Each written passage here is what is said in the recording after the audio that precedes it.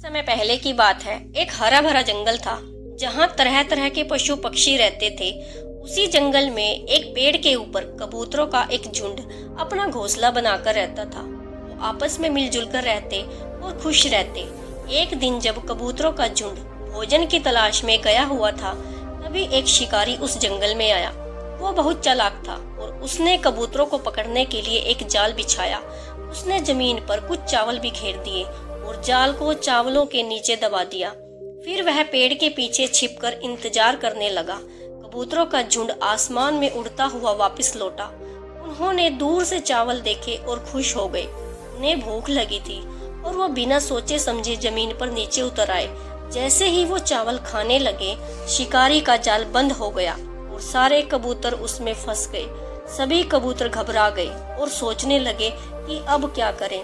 तभी उनके नेता ने कहा, डरने की कोई बात नहीं है। अगर हम एक साथ मिलकर उड़ने की कोशिश करेंगे तो हम इस जाल को भी उठा सकते हैं और अपनी जान बचा सकते हैं। हमें साथ में मिलकर काम करना होगा।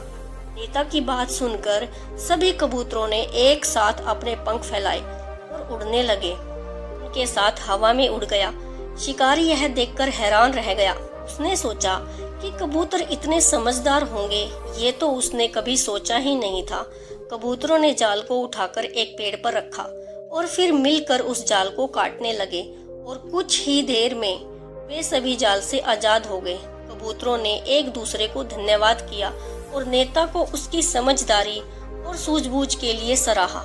फिर वे खुशी खुशी वापस अपने घोंसले में लौट आए और उन्होंने तय किया कि भविष्य में कभी भी लालच में आकर बिना सोचे समझे कोई काम नहीं करेंगे।